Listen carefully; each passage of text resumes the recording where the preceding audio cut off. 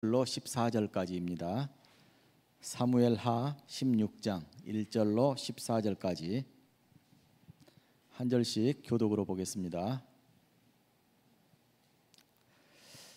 다윗이 마루턱을 조금 지나니 무비보셋의 종 시바가 안장 지은 두 나귀와 떡 200개와 건포도 100송이와 여름 과일 100개와 포도주 한 가죽 부대를 싣고 다윗을 맞는지라.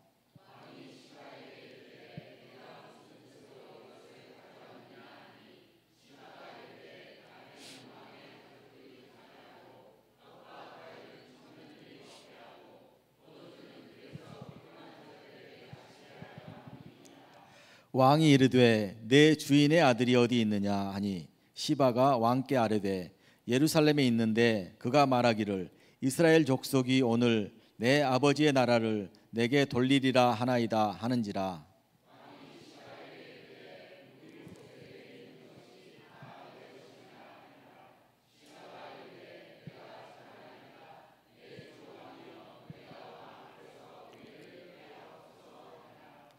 다윗 왕이 바후림에 이름에 거기서 사울의 친족 한 사람이 나오니 게라의 아들이요 이름은 시므이라. 그가 나오면서 계속하여 저주하고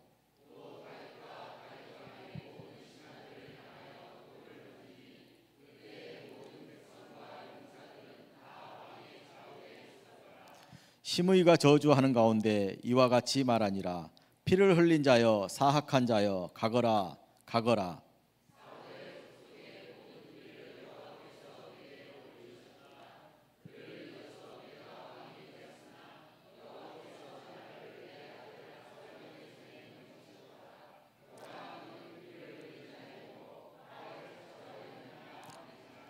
스루야의 아들 아비새가 왕께 여짜오되 이 죽은 개가 어찌 내 주 왕을 저주하리이까. 청하건대 내가 건너가서 그의 머리를 베게 하소서 하니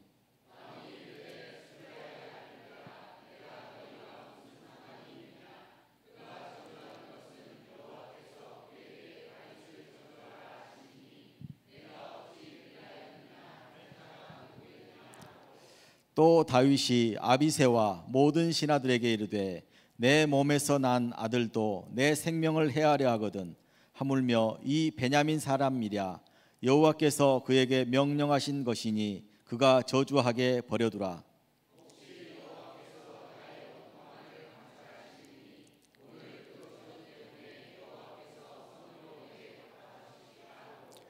다윗과 그의 추종자들이 길을 갈 때에 시므이는 산비탈로 따라가면서 저주하고 그를 향하여 돌을 던지며 먼지를 날리더라.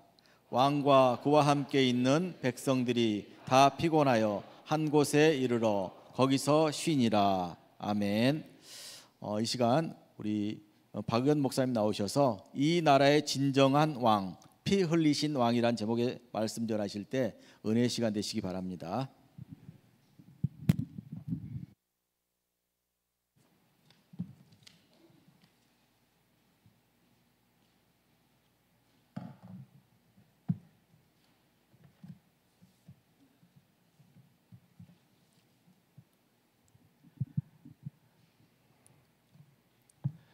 네, 인생은 참 복잡합니다.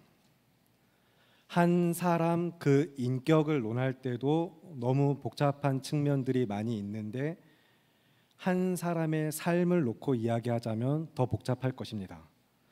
그래서 우리는 인생을 논하다 보면 그 인생을 논할 때 점점 더 겸허히 자세를 낮추게 됩니다.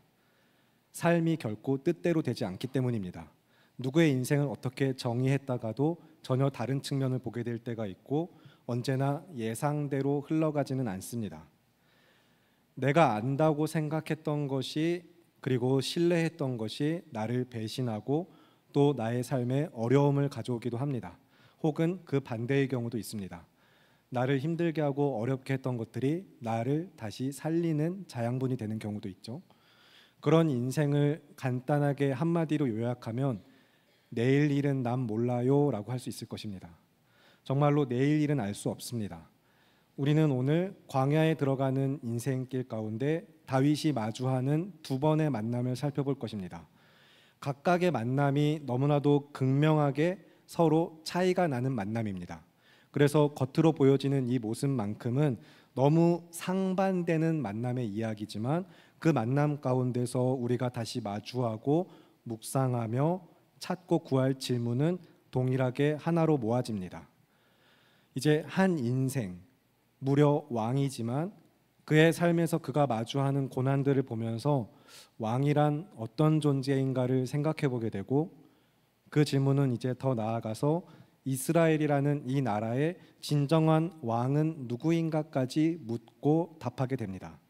그리고 우리가 진정한 왕을 물을 때에 그 왕을 분별하는 기준은 사무엘상 2장 이제 1절부터 10절까지의 말씀이 한나의 기도가 기준과 중심이 됩니다. 하나님의 나라인 이스라엘에게 왕을 허락하시고 그 왕을 세우셨을 때는 왕이 말씀에 비추어 어떠한 자인가, 이스라엘의 역사, 왕정 역사 가운데서 누가 진정한 왕인가를 보게 되는 것입니다. 그렇기 때문에 이제 하나님께서도 여호와께서도 사무엘상 8장에 다시 한번 이것을 언급을 하시죠. 하나님께서 더욱더 분명히 말씀을 하십니다. 사무엘상 8장의 말씀을 함께 보시겠습니다. 사무엘상 8장 6절부터 9절입니다. 419쪽쯤에 있습니다. 사무엘상 8장 6절부터 9절의 말씀 찾으셨으면 한 절씩 교독을 하겠습니다. 우리에게 왕을 주어 우리를 다스리게 하라 했을 때에 사무엘이 그것을 기뻐하지 아니하여 여호와께 기도하매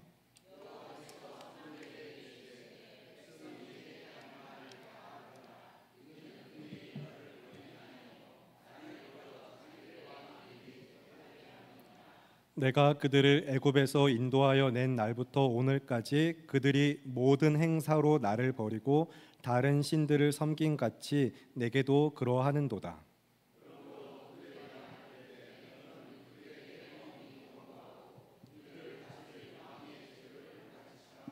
아멘. 그래서 우리는 이어지는 말씀을 보면서 이 하나님의 말씀 앞에 누가 이 나라의 진정한 왕인가를 보게 됩니다. 사울은 처음 세워질 때만 해도 그의 외모 때문에 많은 사람들이 환호하며 기뻐했던 왕이었지만 하나님의 마음에는 합하지 못했습니다. 그는 여호와의 말씀을 삶에서 버렸고 하나님께서도 결국 그를 왕의 자리에서 버리셔서 왕이 되지 못하게 하셨습니다. 반면에 하나님의 마음에 합했던 왕으로서 다윗은 왕위에 오르기까지 사실 결코 순탄치 않은 인생 그 여정길 앞에서 더욱더 험난한 광야의 길을 걸었지만 그럼에도 불구하고 올바른 믿음의 자세를 보이면서 하나님께서 세우신 왕으로서 자신의 위치와 역할을 잘 지키는 훌륭한 왕이었습니다. 그러나 그런 그도 역시 연약한 인간인 것을 그의 완악한 죄 가운데서 우리는 보게 됩니다. 신실하던 다윗이 어디 갔는가 싶게 그는 죄의 구렁텅이에 죄의 유혹을 참지 못하고 빠져들어가면서 광야를 마주하는 인생으로 다시 하나님께서 광야의 학교로 보내시는 그 여정을 우리가 보게 됩니다. 그러면서 이제 그의 삶의 주권이 누구에게 있는지 계속해서 그 믿음의 고백, 그가 다시 붙드는 중심, 삶의 변화들을 우리는 보면서 그가 어떤 믿음을 가지고 어떻게 그 인생을 나아가고 있는가 볼 때에 그의 삶에서 우리는 다시 또 한 가지 그의 연약함을 계속해서 보게 됩니다. 그래서 우리가 이번에 그가 마주한 첫 번째 만남부터 다시 살펴볼 텐데 먼저 다윗과 시바의 이야기를 함께 살펴보겠습니다. 오늘 본문 1절부터 4절의 말씀입니다. 교독을 하겠습니다. 다윗이 마루턱을 조금 지나니 무비보셋의 종 시바가 완장 지운 두 나귀의 떡 200개와 건포도 100송이와 여름과일 100개와 포도주 한 가죽 부대를 싣고 다윗을 맞는지라.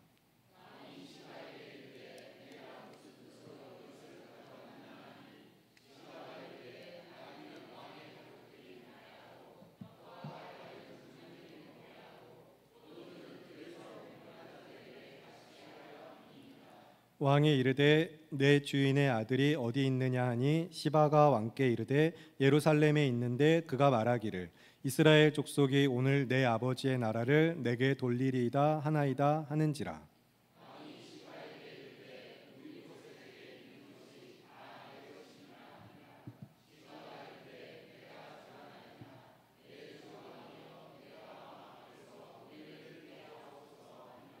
아멘. 이제 다윗과 그의 일행이 감난산의 산 꼭대기를 지나서 얼마 가지 않았을 때 무비보셋의 종인 시바가 그의 앞에 나타났습니다. 그리고 그는 다윗을 위한 선물을 가지고 나타났습니다. 나귀 2마리와 안장 위에 짐을 싣고 나타났는데 떡 200개, 그리고 건포도 100송이, 여름과일 100개와 포도주 한 가죽 부대를 싣고 왔습니다. 여기서 이제 여름과일은 사실 명확하게 무엇인지 알기 어려우나 대부분의 주석에서는 말린 무화과로 추정을 하고 있습니다. 그래서 떡과 건포도와 말린 무화과, 포도주까지 들고 나타난 시바를 보면서 다윗이 물어봅니다. 네가 무슨 뜻으로 이것을 가지고 왔느냐? 다윗이 물어보았을 때에 왕의 가족들은 이 나귀를 타고 이동하시고 떡과 과일도 청년들이 먹게 하시고 포도주는 피곤한 자들이 마시게 하세요라고 시바는 대답을 하고 있습니다. 이제 자기 아들의 반역을 피하여서 급히 도망하고 있는 인생길에 이 만남은 굉장히 필요하고 도움이 되는 만남처럼 보입니다. 그래서 그가 베푸는 호의를 받으면서 다윗 왕은 왕으로서 또한 마땅히 해야 할 질문을 합니다. 내 주인의 아들이 어디 있느냐라고 물어보고 있죠. 무비보셋이 어디 있는지를 묻고 있는 것입니다. 이 시바의 도움이 무비보셋 그로부터인지 이제 이 어떤 도움의 출처를 확인을 하는 것입니다. 누가 나를 위해 이 도움을 주고 있는지, 도움을 베푸는 손길이 어디서부터 왔는지 출처, 그 주체를 확인하는데, 그런데 여기서 시바는 이제 전혀 예상 밖의 대답을 합니다. 무비보셋이 어딨냐는 질문에 그는 여전히 예루살렘에 있고 심지어 게다가 이제 이스라엘 백성들이 나에게 내 아버지의 나라를 돌려줄 것이다 라고 그렇게 생각하고 있습니다 라는 대답을 합니다. 그러나 우리는 이 시바의 대답이 나중에 19장 이어지는 말씀에서 전혀 다른 상황이라는 것을 또한 말씀에서 확인하게 될 것입니다. 나중에 무비보셋은 전혀 다른 이야기로 다시 다윗을 마주하거든요. 그래서 지금 시바는 자신의 주인을 모함하면서, 무비보셋을 모함하면서 자신이 다윗을 위해서 온 사람인 척하고 있습니다. 이 왕권의 다툼을 보면서 누구의 편에 설지 빠르게 자신의 손익을 계산해보고 다윗에게 줄을 서고 있는 것입니다. 그런데 이런 시바의 대답을 듣고 나서 다윗조차 또 굉장히 예상 밖의 대답을 합니다. 무비보셋이 가졌던 모든 것이 이제 다 너의 것이다 라고 이야기하고 있어요. 이것은 단순하게 듣기 좋으라고 하는 이야기가 아니라, 이만큼 너 가져라 하는 이야기가 아니라 왕이 신하에게 하는 맹약입니다. 왕은 그런 자입니다. 그래서 정확한 진위 여부도 확인하지 않은 채 내뱉어버린 이 맹약 때문에 다윗은 나중에 스스로도 곤란해지고 무비보셋을 곤란하게 만듭니다. 그 이야기는 또한 19장에서 다시 확인을 하실 수가 있습니다. 그래서 이 왕의 약조를 들은 시바는 만족을 했고, 길이길이 언제나 왕 앞에서 은혜를 입겠습니다 그런 고백을 하면서 다윗에게 조아리면서 다윗의 그 성은이 만극합니다 같은 고백으로서 이제 앞에 엎드리는 모습으로 첫 번째 만남이 끝나고 있습니다. 그리고 이제 두 번째 만남이 이어지고 있는데, 두 번째 만남 5절부터 8절의 말씀을 읽겠습니다. 한 절씩 교독하겠습니다. 5절부터 8절입니다. 다윗 왕이 바후림의 이름에 거기서 사울의 친족 한 사람이 나오니 게라의 아들이요 이름은 시므이라. 그가 나오면서 계속하여 저주하고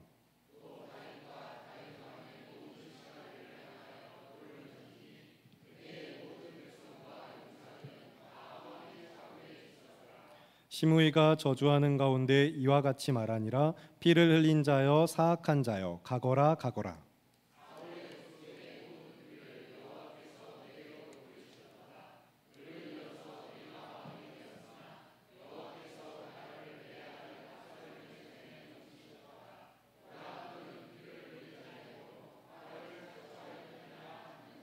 아멘. 감람산 꼭대기에서는 자신을 지지하는 시바를 만났고, 바후림에 이르러서는 자신을 저주하는 시므이를 만납니다. 이 시므이는 사울의 친족 중에 한 사람으로서 게라의 아들 이 시므이가 도망가는 다윗 일행을 뒤를 따라가면서 계속해서 따라오면서 악독한 말로 계속해서 저주를 퍼붓고 있습니다. 그런데 여기서 등장하는 바후림은 이제 베냐민 지파의 땅입니다. 그래서 어떻게 보면은 사울의 세력권 그렇게 이야기를 할 수도 있습니다. 그렇기 때문에 어떻게 보면은 이 시므이가 그 세력을 힘입고 이러는가 싶을 수도 있지만 사실 그 이상으로 참 어떻게 보면 담대하고 굉장히 용기 있게 왕을 따라가면서 계속해서 저주를 퍼붓고 있습니다. 심지어 왕의 그 옆에 용사들이 좌우에 서 있습니다. 그런 용사들이 좌우에 서 있는 것을 보고도 시므이는 계속해서 악독한 말로 저주를 퍼붓습니다.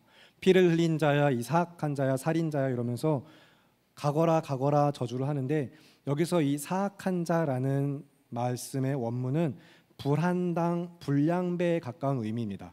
그리고 그 안에 더욱더 본질적으로는 무익한 자라는 의미가 담겨 있습니다. 왕을 향하여서 이 불량배, 불한당, 이 무익한 자야 이야기하면서 가거라 가거라 이 피 흘린 자여 살인자여 하면서 이렇게 저주를 퍼붓고 있는 이 모습을 보면서 바로 앞에서는 시바를 통하여서 내주 왕이여 같은 경배를 담은 존칭을 듣는 왕의 자리에서 다시 또한 살인자, 저주를 받으면서 불량배, 무익하고 가치 없는 사람으로 불리고 있는 다윗, 그의 삶에서 결국엔 그가 자기가 흘린 피로 인하여서 네가 너의 화를 자초했다라는 저주를 듣고 있는 이 상황을 보면서 우리는 정말 인생 한 치 앞도 알 수 없구나라는 생각을 하게 됩니다. 앞에 만남과 뒤에 만남이 연이어서 나오는 가운데 서로 다른 분명한 이 차이, 온도 차이를 보면서 말이죠. 그런데 여기서 이 시므이의 저주는 엄밀하게 말하면 사실이 아닙니다. 어떻게 보면 다윗은 어떻게 보면이 아니라 오히려 정말로 그는 사울과 그의 가문을 존중하고 배려했던 인물입니다. 사울에게서 도망을 다닐 때에도 그가 여호와께서 기름을 부어 세우신 왕이기 때문에 나는 그를 해하지 않을 것이고 반역하지 않겠다 하면서 그의 왕권을 존중했습니다. 그리고 오히려 요나단이라든가 무비보셋을 향하여서 계속해서 사랑과 긍휼의 자세로 그 가문을 대했습니다. 비록 그가 피를 흘린 자인 것은 맞지만 그러나 그 지은 죄로 인하여서 당하고 있는 이 형벌은 그 대가를 치르고 있는 것은 원인이 사울과 그의 집안에 있지는 않았다는 것입니다. 그런데 여기서 그 저주를 듣고 난 이제 다윗이 역시 또한 예상 밖의 모습으로 자신을 저주하는 시므이를 또한 마주합니다. 이번엔 9절부터 14절의 말씀을 보실 텐데 9절부터 14절의 말씀 교독하겠습니다. 스루야의 아들 아비새가 왕께 여짜오되 이 죽은 개가 어찌 내 주 왕을 저주하리이까? 청하건대 내가 건너가서 그의 머리를 베게 하소서 하니,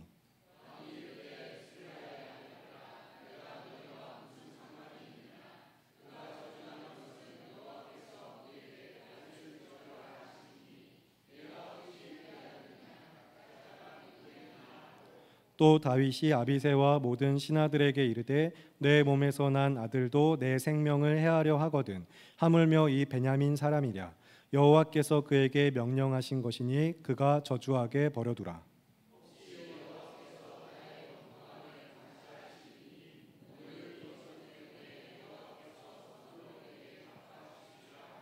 다윗과 그의 추종자들이 길을 갈 때에 시므이는 산비탈로 따라가면서 저주하고 그를 향하여 돌을 던지며 먼지를 날리더라.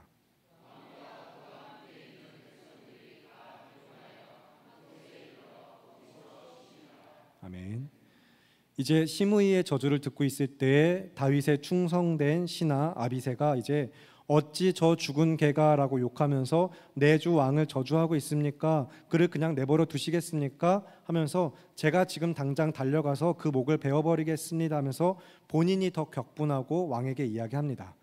그리고 여기서 이제 개역개정 성경을 기준으로는 다윗이 이렇게 이야기하죠. 내가 너희와 무슨 상관이 있느냐라고 이야기를 하고 있습니다. 그에 대한 답변이었는데 이제 정확히 말하면은 이 일이 지금 벌어지고 있는 이 일이 너희와 무슨 상관이 있느냐 그렇게 이해를 하시는 것이 더 좋습니다. 이제 우리가 이 말씀을 그렇게 볼 때 이 상황을 조금 설명을 드리면 다윗은 여호와께서 그 시므이를 통하여 나를 저주하라 하신 것으로 이 상황을 받아들이고 있기 때문입니다. 이것이 그래서 여호와께서 하시는 일이고 즉 여호와께서 시므이라는 사람을 통하여서 나를 책망하고자 하시는데 여호와께서 그를 통하여 나를 저주하라고 말씀하신 일인데 그 하나님의 뜻대로 쓰임 받는 사람과 상황을 너희가 무엇하러 막아서느냐. 그런 의미로 이제 이 상황을 이제 이야기하는 것입니다. 그러니 너희가 상관할 일이 아니다. 이 일이 너희와 무슨 상관이 있느냐, 그렇게 이야기를 하는 것입니다. 그렇게 이야기하면서 이제 그가 저주를 받아들이고 이제 10절의 말씀 계속해서 이어지는 말씀들이 겸허한 태도로서 다윗이 이 상황을 설명하며 어떤 믿음으로 받아들이고 있는지를 말씀에 기록하고 있는 것입니다. 그래서 다윗이 설명을 하죠. 내 아들조차, 내 몸에서 난 아들도 나의 생명을 해하려 하는 이 상황 가운데서 저 베냐민 사람이면 오죽하겠느냐 이야기하면서 여호와께서 명령하신 것이니 그냥 두라 하면서 자신이 처한 상황을 정리합니다. 물론 여기서 이제 실제로 여호와께서 시므이에게 네가 가서 다윗을 저주해라 그런 명령을 하신 것은 아닙니다. 성경은 그런 이야기 기록하고 있지 않습니다. 그러나 이 상황을 받아들이는 다윗의 신앙적인 태도가 드러나는 것입니다. 하나님의 주권을 고백하고 있는 삶인 것입니다. 다시 광야에 들어가면서 자신의 삶에서 누구에게 주권이 있는지 그 주권의 변화를 인정하면서 원래 다윗에게도 있었던 믿음이었고 그 믿음을 더욱더 분명하게 붙들면서 주님의 뜻 가운데 여호와의 뜻대로 하나님을 중심으로 상황을 바라보고 있는 것입니다. 그래서 다윗이 흔들리고 연약한 모습들도 여과 없이 성경은 드러내고 있지만 또한 그뿐만 아니라 그가 가지고 있는 믿음들, 그런 것들을 우리가 계속해서 보면서 우리는 다윗이라는 인물, 그의 삶, 그런 이야기들보다 그가 가지고 있는 믿음이 무엇인가를 더욱더 주목해야 합니다. 그의 삶에 어떤 믿음이 중심에 있는가, 그의 믿음의 기초는 무엇인가를 보는 것입니다. 그래서 이제 그러한 일례로 또 이야기를 드리면 다윗이 오늘 본문에서 첫 번째 만남, 시바와의 만남 가운데 오늘 16장 1절 처음 시작에 시바가 가져온 선물의 목록들은 우리가 이미 사무엘 말씀에서 한 차례 비슷한 목록을 만난 적이 있습니다. 사무엘상 25장에서 나오는데 나발의 아내였던 아비가일이 가져온 선물의 목록과 비슷합니다. 아비가일이 가져온 예물도 완전 똑같진 않지만 비슷한 예물이 나오고 있거든요. 그래서 두 만남이 또한 서로 교차 대조가 됩니다. 사무엘상 25장에서 다윗의 믿음이 굳건할 때에는 아비가일과의 만남, 그 예물 앞에서 피 흘리는 일을 막고 멈추는데 그의 믿음이 사용되고 그 믿음이 중심되었습니다. 하지만 지금 이제 시바와의 만남에서는 믿음이 중심되지 못했어요. 그는 섣불리 상황을 확인하지 않고 쉽게 맹약을 던졌고 그로 인하여서 오히려 또 앞에서 무비보셋을 향하여서 그가 맹세했던 언약, 약조했던 것을 또 오히려 어기게 됐습니다. 그런데 또 한편으로는 이어지는 시므이 그의 만남에서 자신을 저주하는 만남 앞에서 또한 다시 하나님을 향한 믿음이 또 굳건해지고 있습니다. 그래서 인생은 정말 참 복잡합니다.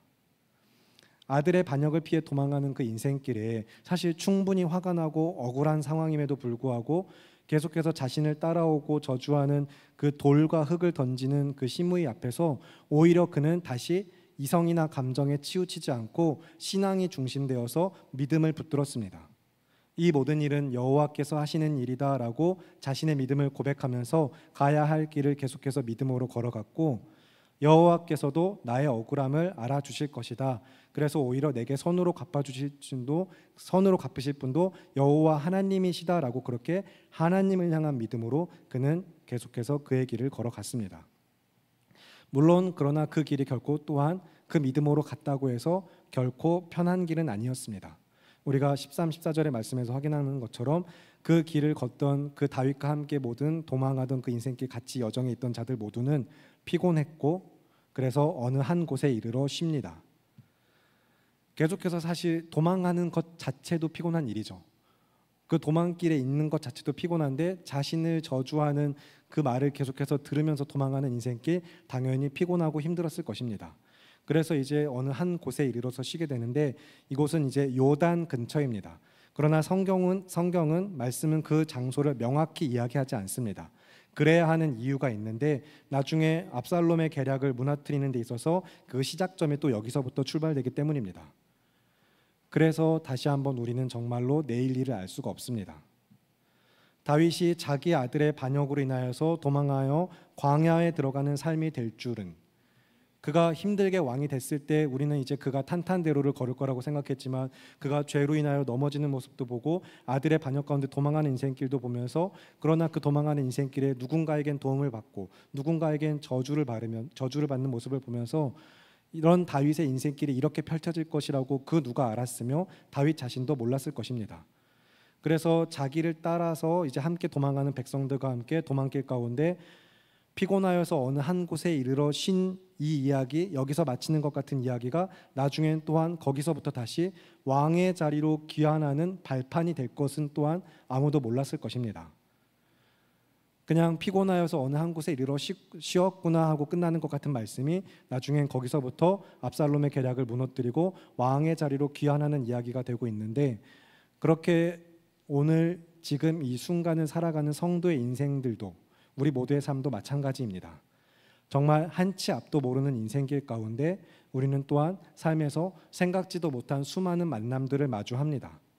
그 만남들 가운데는 나를 너무나도 힘들게 했던 만남도 있을 것이고 나를 너무 기쁘게 하는 만남도 있었을 것입니다. 그런데 반대로 나를 힘들게 하던 만남이 나에게 가장 큰 도움이 됐을 수도, 나를 성장시키는 만남이 됐을 수도 있고요. 나를 기쁘게 했던 만남이 오히려 나를 배신하고 배반하는 만남이 됐을 수도 있습니다. 인생은 그렇게 늘 좋은 관계만 유지되는 만남이 계속해서 있지는 않습니다. 기쁠 때도 있고 슬플 때도 있고, 그 가운데서도 그래도 어느 정도 기본적으로 어느 정도의 관계 유지가 되고 있는 만남들도 있긴 하겠지만, 그런 인생들 가운데 그러면 가장 중요한 것은 무엇일까요? 어떤 만남이 가장 중요할까요? 첫 번째 질문으로 가장 중요한 것이 무엇일까라는 질문의 답은 믿음입니다. 그리고 가장 중요한 만남은 하나님과의 만남입니다. 하나님과 우리를 만나서 연합하게 하시는 믿음, 늘 주님 안에 살아가는 믿음이 인생의 가장 중요하며, 그래서 이 땅 위의 모든 인생들에게 삶의 가장 중요한 만남은 하나님과의 만남이라고 단언하여 이야기할 수 있습니다. 그리고 우리는 그 만남 가운데 있는 자들로서 믿음으로 그 삶을 힘써 살아가는 성도 그리고 교회입니다. 언제 어디서 무엇을 하든지 누구를 만나든지 가장 중요한 것은 믿음이며 지금 나와 함께 하시는 하나님을 바라보는 것입니다. 그래서 우리는 하나님을 향한 믿음으로 살아갑니다. 오늘 우리가 함께 살펴본 다윗을 통하여서 이야기해 본다면, 그에게 도움이 되는 것 같았던 만남인 시바와의 만남, 그 앞에서의 만남은 오히려 그로 인하여서 다윗의 연약함만 드러났습니다. 눈앞에 당장 득이 되는 것 같은 좋은 선물들이 놓여 있었고 그것에 도움을 받기도 했지만, 그러나 보이지 않는 눈 밖의 상황들, 미처 짐작하지 못하고 헤아릴 수 없었던 상황들 가운데 그 안에서도 시바가 그 마음에 품었던 간교한 마음은 다윗의 믿음을 흐리게 했고, 분명히 무비보셋을 위하여서 그가 앞에서 은총을 베풀 것을 약속하고 항상 내 상에서 네가 나와 함께 떡을 먹으리라 했던 그 맹약조차 흐릿해지고 만 것입니다. 그래서 성급한 판단으로 인하여서 다윗은 무비보셋에게 자신의 약속에 신실하지 못했고 어리석고 연약한 모습을 보여주게 됩니다. 그러나 또한 오히려 자신을 저주했던 시므야의 만남, 그 가운데서는 여호와를 향한 믿음의 고백을 더욱더 분명하게 고백하면서 자신의 삶의 주권이 하나님께 있음을 고백하고, 그를 고백하는 믿음으로 믿음이 더 단단해지고 있어요. 그래서 겉으로 보여지는 모습만큼은 너무 상반되는 이야기이지만 그에 대한 다윗의 태도도 분명히 달랐지만, 그로 인하여 마주한 결과도 달라지고 있지만, 그 가운데서 우리가 마주하고 있는 묵상해야 되는 질문은 다시 동일하게 앞에서도 이야기 드린 것처럼 믿음이 가장 중요한 것을 붙들면서 결국 진정한 왕이 누구인가 생각해 봐야 되고, 우리 인생에도 질문을 던져보아야만 합니다. 분명히 존경받고 본받을 만한 왕으로서 다윗이라는 인물은 사무엘 전체에서 또 이후에 열왕기나 역대기에서도 계속해서 부각이 되는 인물입니다. 하지만 그만큼 그도 연약한 것을 보면서 결국에 그도 한 사람인 것을 우리는 보고, 왕으로서 온전하다고 할 수는 없어요. 사실은 하나님의 말씀에 늘 부합했던 인생은 아니었습니다. 그래서 왕의 피난길을 따라 들어가면서 우리도 말씀을 따라 들어가면서 그가 마주하는 두 만남의 이야기를 살펴보면서 왕이 어떤 존재인가 질문해 보게 되고, 그 안에서 진정한 왕은 누구인가, 누가 참으로 하나님의 말씀대로 다스리는 왕인가 생각해보고 질문할 때에 우리는 그 답을 사실 이미 알고 있습니다. 너무 잘 알고 있는 답을, 늘 고백하고 있는 답을 우리는 떠올리게 됩니다. 예수 그리스도, 우리의 삶의 왕으로 오신, 앞에서도 우리가 찬양하였던 예수님은 누구신가 찬양한 것처럼 왕 중의 왕이신 예수님을 우리는 계속해서 고백하고, 고백할 뿐만 아니라 고백한 그 믿음을 삶에서 살아내야 할 것입니다. 그래서 이제 이 나라의 진정한 왕이라고 이야기할 때 이스라엘만 아니라 대한민국만 아니라 하나님의 나라를 지금 여기에서 살아가면서 하나님의 나라의 왕 되시는 예수 그리스도를 붙들고 우리는 믿음으로 살아가야 합니다. 그가 다시 오실 것을 또한 고백하면서요. 이것을 사무엘의 이야기로 비추어서 말하면 왕의 기한이라고 이야기할 수 있을 것이고, 우리가 자주 익숙하게 고백하는 표현으로서는 예수 그리스도의 재림이라고 이야기할 수 있을 것입니다. 주가 다시 오실 그날을, 우리의 왕께서 다시 하나님의 나라를 완성시키실 그날을 기다리면서 우리는 우리를 위하여서 피 흘리신 예수 그리스도, 진정한 왕이신 주님을 붙들고 믿음으로 살아가야 하는 것입니다. 다윗은 실제로 피를 흘린 자였습니다. 이제 시므이의 저주에서처럼 사울의 집안에 대해서 피를 흘린 것은 아니었지만 이제 밧세바를 간음하고 우리아를 죽이면서 그는 실제로 피 흘린 자입니다. 그러나 그럼에도 불구하고 하나님께서는 그 인생을 계속해서 붙들고 그를 사용하셨습니다. 왜냐하면 그가 하나님의 주권을 그래도 계속해서 붙들고 고백하는 자였기 때문입니다. 그런 그의 모습을 보면서 다시 앞에서 이야기했던 것처럼 그 믿음의 기초, 믿음의 중심을 보면서 우리 역시 우리를 위하여서 피 흘리신, 그래서 우리의 죄를 용서하시고 연약하지만 하나님의 자녀 삼으시며 계속해서 우리 삶의 은혜와 사랑으로 인도하시고 붙드시는 주님이 누구이신가 고백하면서 자신을 반역한 자들을 오히려 주의 자녀 삼으시고 하나님의 백성 삼으신 왕 앞에 예배의 삶으로 그를 경배하며 믿음으로 나아가야만 할 것입니다. 그래서 그 은혜를 마음에 새기면서 이 시간 히브리서 10장의 말씀을 보실 텐데, 히브리서 10장 19절부터 22절입니다. 신약 363쪽입니다. 신약 성경 363쪽 히브리서 10장 19절부터 22절의 말씀 한 절씩 교독을 하겠습니다. 19절부터 22절, 제가 먼저 19절 읽겠습니다. 그러므로 형제들아, 우리가 예수의 피를 힘입어 성소에 들어갈 담력을 얻었나니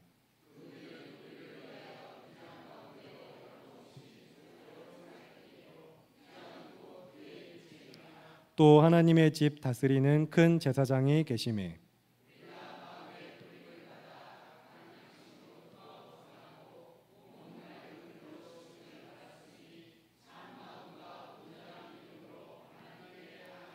아멘. 사랑하는 성도 여러분, 그 믿음으로 하나님 앞에 나아가시는 삶이 되시기를 바랍니다. 우리는 예수의 피를 힘입어 성소에 들어가 자유롭고 담대하게 주와 연합하였으며 함께 주와 함께 살아가는 삶이 되었습니다. 예수님께서 우리를 위하여 열어주신 살 길로서, 생명의 길로서 주님이 십자가를 지고 걸어가신 그 고난의 길은 성도된 우리도 왕 되신 우리 주님을 따라 믿음으로 함께 걸어가야 될 길입니다. 주님께서 피 흘려 걸어가신 그 십자가의 길, 우리를 위하여 열어놓으신 생명의 길은 우리에게 당장은 고난의 길 같아 보이지만 영생을 얻게 하는 길인 것을 믿으시기 바랍니다. 그래서 우리에게 계시는 예수 그리스도, 하나님의 집을 다스리시는 대제사장, 이 나라의 진정한 왕이신 예수님께서는 우리를 늘 함께 하시고 도우시고 우리의 삶에 참으로 믿음의 주체, 우리를 붙드시는 은혜의 중심 되어주시는 분으로서 우리는 언제나 주를 힘입어서 그를 의지하여 주와 함께 살아가는 믿음으로 하나님 앞에 담대하게 나아갈 수가 있습니다. 우리가 그 믿음을 고백할 수 있는 이유는 우리는 연약하지만 주님은 완전하시기 때문입니다. 우리는 거짓이 많지만 예수님은 늘 진실하십니다. 우리는 실수하지만 하나님은 결코 실수하지 않으십니다. 그래서 우리는 의롭지도 않고 신실하지도 않고 선하지도 않지만 하나님은 항상 의로우시고 신실하시며 선하십니다. 그래서 온전한 믿음으로 우리가 하나님께 나아갈 것을 결단하면서 우리에게 또 그런 삶을 명령하는 하나님의 말씀이 또 어떻게 이어지고 있는가, 이번에는 23절부터 25절, 히브리서 10장 23절부터 25절을 함께 한 목소리로 읽겠습니다. 시작.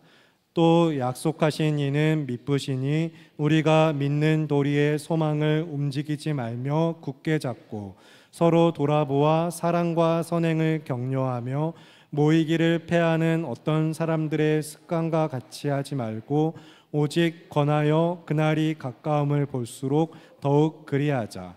아멘. 다윗은 자신의 약속을 온전히 지키지 못했지만 우리에게 약속하신 진정한 왕 예수 그리스도께서는 미쁘사 곧 신실하사 우리에게 믿는 바 우리가 찾고 구하는 약속의 그 은혜를 온전히 이루시고 주시는 분이십니다. 그래서 우리는 더욱더 소망 가운데 주님을 붙드는 것입니다. 그리고 그 믿음을 가진 자들이 함께 모여 믿음의 공동체로서 예배하며 사랑과 선행으로 서로 돌보고 격려하는 가운데 모이기를 힘쓰는 이유도 그래서 주님이 우리의 삶의 중심 되시기 때문입니다. 그래서 여러분 더욱더 그날이 가까움을 볼수록 주님의 가까우심이 보이면 보일수록 세상이 날로 악해질수록 더욱더 모이기를 힘쓰시기 바랍니다. 그런데 누군가는 그 삶에 이제 믿음으로 그 삶을 여기까지 잘 걸어오시다가도 이제 지쳤다고 이야기하는 분들이 계십니다. 또 누군가는 계속해서 그럼에도 불구하고 그 삶에서 기쁨을 누립니다. 그럴 때 또 누군가는 그런 사람들을 보며 이해하기도 하고 누군가는 또 그런 사람들을 보며 어떤 사람들을 보며 정죄하기도 합니다. 그 가운데서 또 누군가는 믿음으로 계속해서 묵묵히 자기 길을 가고 있겠죠. 분명 같은 교회 안에 같은 사람들과 있는데 누구는 항상 기쁘고 감사하고 누구는 항상 불평하고 힘들어합니다. 왜 그럴까요?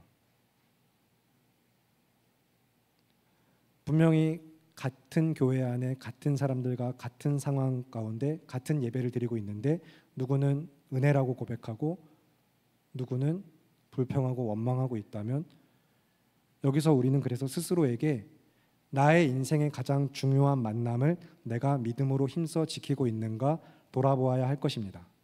내 인생의 가장 중요한 만남은 예수님과의 만남입니다. 나는 그 만남을 다른 무엇으로 지키는 게 아니라 공로나 자격이나 어떤 무엇이 아니라 믿음으로 붙들 수 있습니다.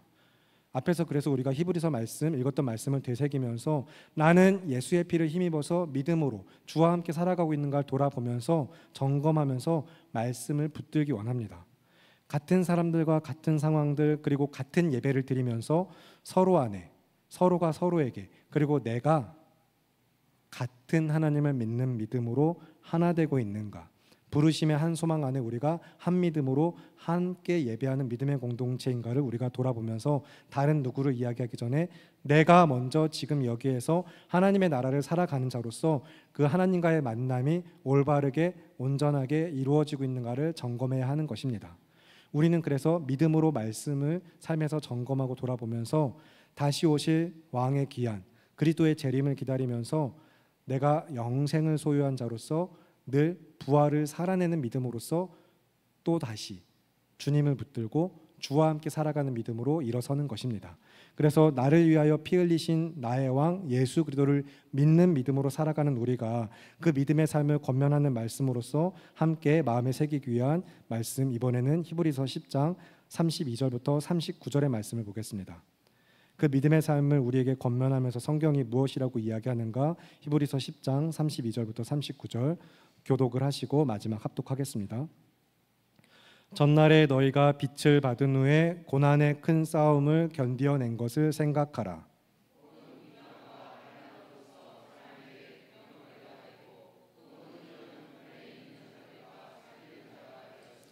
너희가 갇힌 자를 동정하고 너희 소유를 빼앗기는 것도 기쁘게 당한 것은 더 낫고 영구한 소유가 있는 줄 알미라.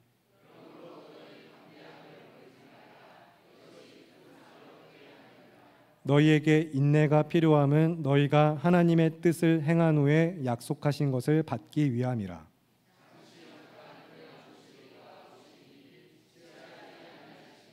나의 의인은 믿음으로 말미암아 살리라. 또한 뒤로 물러가면 내 마음이 그를 기뻐하지 아니하리라 하셨느니라. 함께 읽겠습니다. 우리는 뒤로 물러가 멸망할 자가 아니요 오직 영혼을 구원함에 이르는 믿음을 가진 자니라. 아멘. 우리 사랑하는 형제 자매 여러분, 진리의 말씀, 그 복음의 빛을 그 선물을 받으신 자들로서 믿음의 고난을 기쁘게 견디시고 세상에서 더욱더 믿음을 지키시면서 때로는 그 믿음 때문에 조롱을 받고 멸시당한다 할지라도 영생을 소유한 믿음으로 승리하시고 예수 그리스도를 믿는 믿음으로 날마다 주와 함께 나아가는 삶, 하나님께 나아가시는 삶이 되기를 바랍니다. 여러분의 인생이 아무리 지독한 광야 같은 인생길, 홀로 외로이 지쳐서 걷는 길 같이 여겨지는 순간에라도 주님이 지금 나와 함께 하심을 믿으시기 바랍니다. 그런 삶에서 더욱더 믿음으로 인내하시면서 하나님의 뜻을 행하시고 약속하신 은혜를 받아 누리면서 다시 오실 우리 주님만을 기다리는 믿음으로 오늘도 한 걸음 한 걸음 나아가시길 바랍니다.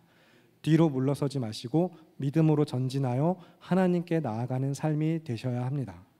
더욱더 모이기를 힘쓰시면서 그 믿음의 길을 걷는 자들이 함께 모인 이 시간, 우리가 함께 모여 주님을 예배하면서 주님이 걸어가신 그 십자가의 길을 우리도 함께 따라 걸을 때에 비록 고난의 가시밭길 같은 인생이지만 기쁨과 감사로 걷는 길이며 그 삶의 끝에 우리에게 약속하신 영생이 있음을 우리가 믿고 그 은혜를 또한 성경이 어떻게 이야기하고 있는가 베드로전서 2장의 말씀을 함께 보겠습니다. 신약 379쪽입니다. 베드로전서 2장 19절부터 25절입니다. 신약성경 379쪽 베드로전서 2장 19절부터 25절의 말씀. 찾으셨으면 잠시 저를 보시고 말씀 함께 교독하시기 전에 오늘 우리가 함께 읽었던 다윗의 이야기, 그의 만남들, 그것들을 다시 한번 살펴보고 되짚어 보면서 말씀의 은혜를 마음에 새기시면서 우리가 믿음의 겉면, 성경이 우리에게 영생을 소유한 자로서 다시 오실 주님을 기다리며 어떤 믿음으로 또 살아가라고 이야기하고 있는가 베드로전서 2장 19절부터 25절 말씀 한 절씩 교독을 하겠습니다. 부당하게 고난을 받아도 하나님을 생각함으로 슬픔을 참으면 이는 아름다우나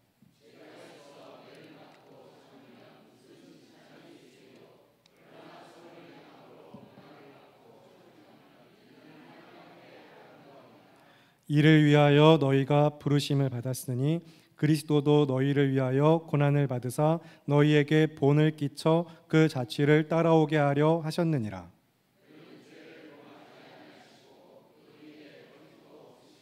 욕을 당하시되 맞대어 욕하지 아니하시고 고난을 당하시되 위협하지 아니하시고 오직 공의로 심판하시는 이에게 부탁하시며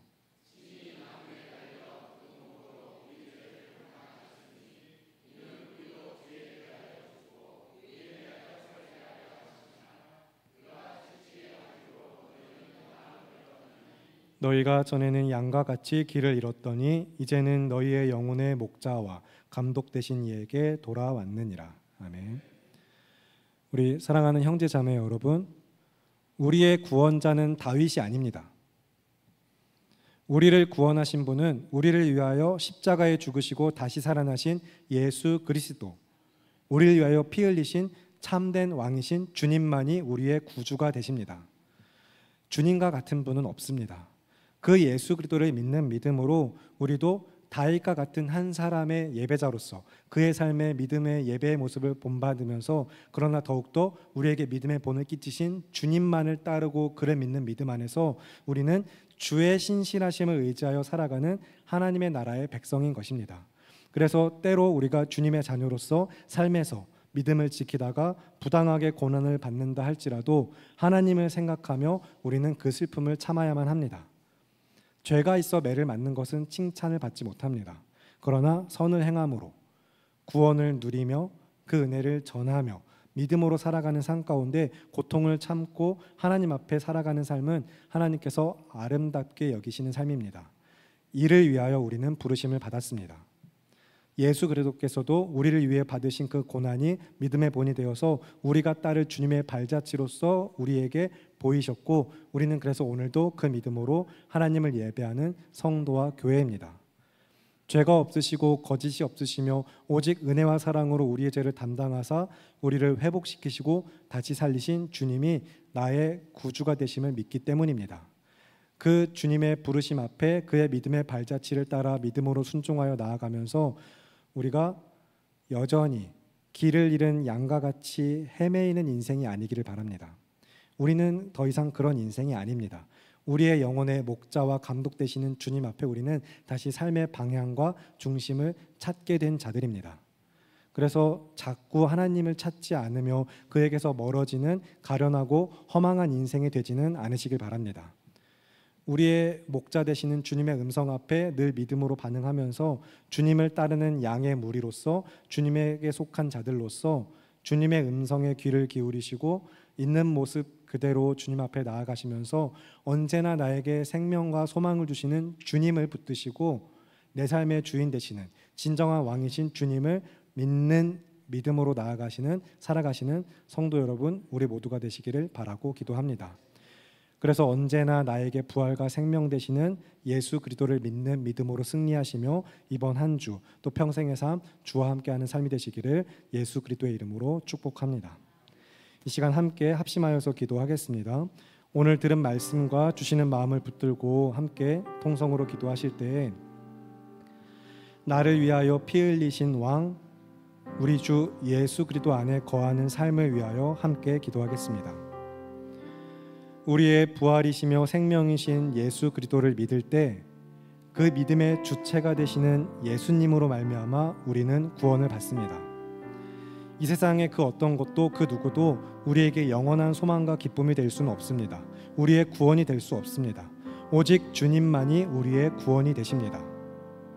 그 믿음으로 함께 예배하는 우리 믿음의 공동체 성교교회 우리 모두가 이 시간 그 믿음의 간구로서 우리를 위하여 피 흘리신 주님만이 내 삶의 진정한 주인 되신다는 믿음을 고백하며 그 삶으로 살아갈 결단 가운데 주여 한번 외치시고 함께 통성으로 기도하겠습니다. 주여, 살아계신 아버지 하나님, 오늘도 우리의 왕이신 우리의 주가 되시는 예수 그리스도를 믿는 믿음으로 함께 주의 부르심 앞에 모인 믿음의 공동체가 참 그 인생 너무나도 복잡하고 쉽게 말할 수 없는 매일매일 하루하루 도무지 내일을 알 수 없는 인생길 가운데서 광야 같은 인생길을 걷고 있지만 그래서 때로는 고난당하고 때로는 기쁘고 그렇게 계속해서 수없이 반복되는 일상의 여정들 가운데서 우리가 붙들 것이 무엇인지 나의 믿음이 나의 삶의 중심이 어디에 있는지를 우리가 돌아보는 가운데 오늘도 내 삶의 진정한 왕이시며 나를 위하여서 피 흘리신 나의 구주 예수 그리스도를 믿는 믿음으로 오늘 우리가 들은 말씀과 주시는 은혜에 붙들려 함께 하나님 앞에 믿음으로 나아가는 삶 되기를 간구하면서 이 시간 주님 앞에 간구합니다. 나의 주가 되시는 예수 그리스도 나의 구주 예수 그리스도를 믿는 믿음으로 오직 주를 믿는 믿음으로 우리가 살아갈 수 있기를 간절히 바라고 기도합니다. 우리의 부활이시고 생명이신 예수 그리스도 그가 참으로 우리의 부활이시고 생명이신 것은 그가 온 세상의 구주이시며 참 만왕의 왕이시며 참 하나님이시기 때문에 우리는 믿습니다. 그 믿음으로써 오늘도 함께 모여 예배하는 자들이 이 한 주 또한 믿음으로 살아가면서 마주하는 인생들 그 만남들 계속해서 또한 쉽지 않을 때도 있고 기쁠 때도 있고 감사할 때도 있고 슬퍼할 때도 있고 여러 가지 수많은 또 복잡한 인생들이 우리 앞에 펼쳐지겠지만 그러나 그 인생이 간결해지는 것은 너무나도 쉽고 단순해지는 것은 오직 믿음으로 사는 삶만일까만 그 은혜가 허락된 것을 우리가 고백하면서 주님 안에서 예수 안에서 영구한 소유가 우리에게 있음을 믿으면서 영생을 소유한 믿음으로 살아가기를 기뻐하면서 오늘도 믿음의 승리를 간구하며 이 시간 주를 믿는 믿음으로 나아가기 원하는 주의 백성들에게 하나님 함께 하심을 믿으며 우리가 그 믿음의 승리를 맛보아 누리는 삶이 될 수 있도록 주님 도와주시옵소서. 우리와 함께 하심을 믿으며 귀하고 아름다우신 우리 주 예수 그리스도의 이름으로 기도합니다. 아멘. 살아계시는 하나님 아버지, 오늘도 참 쉽지 않은 인생길 하루하루 살아오면서 내일 일은 알 수 없지만 믿음으로 나아가는 우리 모두가 하나님을 예배하고 이제 다시 삶으로 나아갈 때 주를 믿는 믿음으로 나아가게 하시기를 간구합니다. 나의 구주 예수 그리스도를 믿는 믿음으로 부활이요 생명이신 예수 그리스도를 믿는 믿음으로 살아가는 삶이 어때야 할 것인지 오늘도 우리에게 교훈하신 주의 말씀을 우리가 붙들고 또 그 은혜에 붙들리기를 간구합니다. 우리가 참 정말 그 인생 알 수 없는 인생이지만 우리가 알고 고백하고 믿는 바 너무나도 명확한 복음의 진실, 그 진리가 참으로 명확한 그 진리가 그 복음이 우리의 삶에 더욱더 선명하게 하여 주시옵고 날마다 우리에게 새 생명을 주시며 우리의 소망과 기쁨 되시는 주님만을 바라봄으로 그를 믿는 믿음으로 우리가 승리할 수 있도록 주님 도와주시옵소서. 우리의 삶에 그렇게 함께 하시는 주님이 힘과 의지가 되심을 믿고 고백하며 귀하고 아름다우신 우리 주 예수 그리스도의 이름으로 기도합니다.